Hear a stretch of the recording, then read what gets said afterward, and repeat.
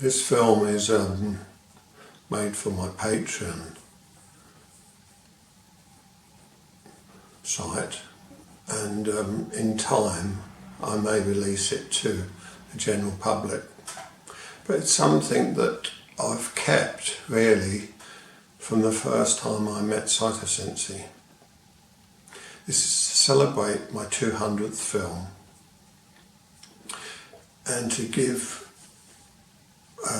my patrons the first chance of trying this out. It may elude you for the rest of your life. You may never ever find it. But on my first meeting, when I went to New Zealand to meet Saito Sensei,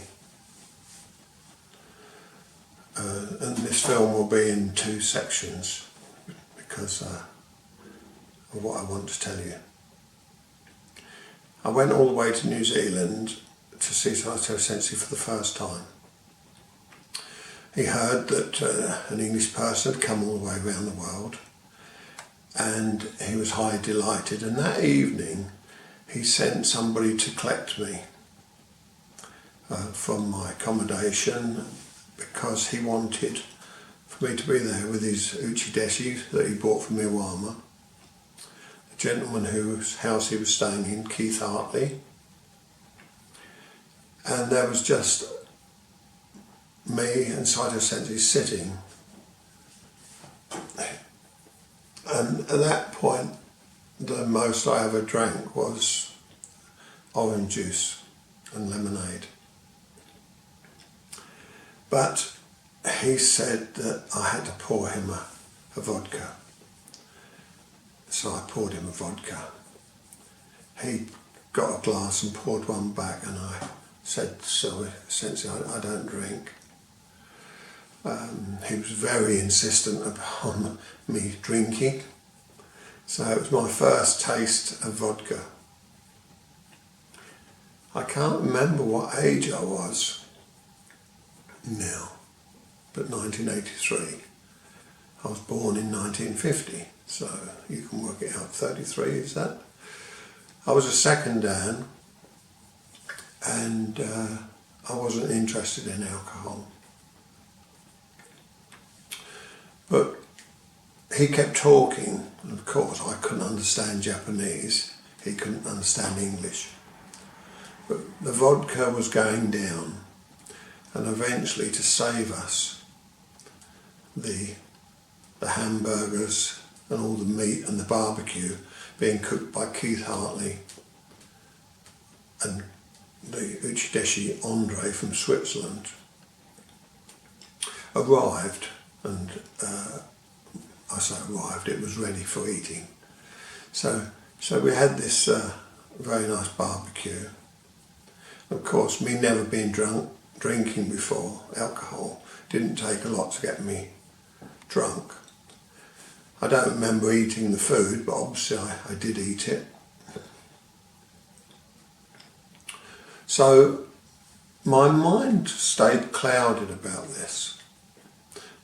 But I think most of you listening to me will know that in certain circumstances, a person can sober up very quickly if it's in a shock situation.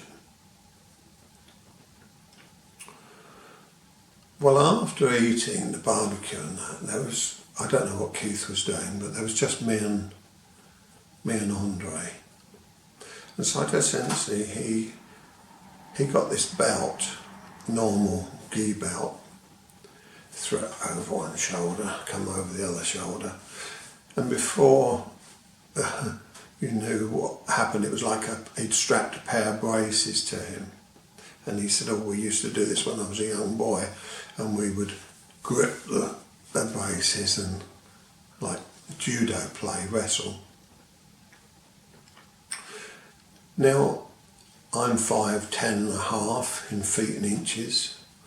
Andre, I'm going to guess, must be 6'2", 6 feet 2 inches.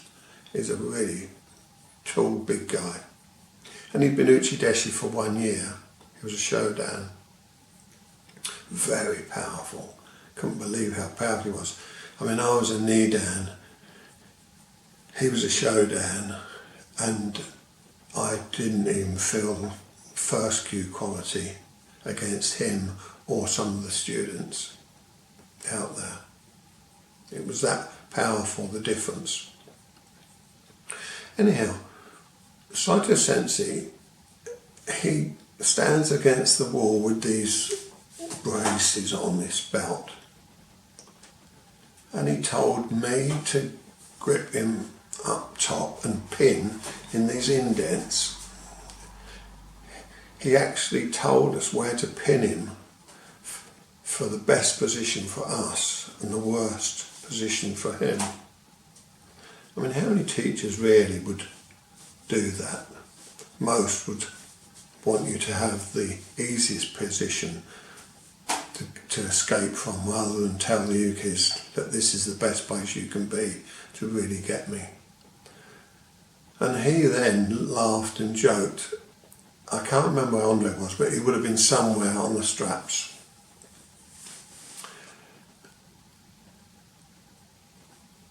He told us to push hard, and he joked that we were not pushing hard enough. So he said, I said push. Translated, Andre quickly says, push harder. On that second push, it was as if Saito Sensei instructed an atemi by his words saying, push harder. And that was taking our mind just for a split second. So as we pushed harder, this is when I realised that I sobered up. My nose and Andre's nose was hard pressed against the wall as Saito Sensei was behind both of us, again laughing, but the power that not only did he escape with, but he somehow, our arms had collapsed, our noses were against the wall. I asked Saito Sensei, how did you do that? How did you do it? You know, we didn't even know. Now, perhaps it was because I'd had too much to drink, I didn't know. But I remember asking Andre, he came to England in the end, Saito Sensei sent him to England to teach me. I asked Andre in the end, because he hadn't been drinking, he'd been outside doing a barbecue. I said, how did Sensei do that? And he said, I don't know. How did he escape, get behind us and press us with his power against the wall? At the time I asked Saito Sensei, through Andre again, translating, Sensei, how did you do that? He said, when you pushed hard, you pushed me through the wall. I went through the wall in the bedroom, come out the bedroom door, through the hall, and that way I was behind you, and I then pushed you on the wall. And again laughed his head off. The wonderful thing about Saito Sensei was he did like a good joke and a good laugh.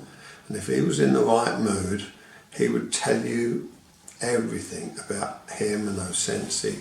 And I've got so many stories to tell.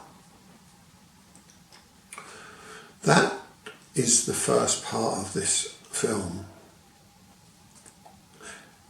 For the next, I don't know, 20, 30 years, I don't know how long it is, but I wondered how he'd done it, and I'm going to tell you in the next film how I've achieved to do it, not that technique, but I've managed to understand what we have to do to be able to escape, and escape something that seems an impossibility to escape. But not only escape, but to escape with ease and freedom, and not the thought of, as many of you will know, sometimes we escape a technique and go, oh, didn't know I was going to actually get out of that. So the second part of this film will be giving you the answer, but you may have to search it for as long as I did, 20, 30 years, or however long it took, until you get the answer. And I think then you find the essence not only of Aikido, but of your true self. Thank you for listening. Part 2 will be followed shortly.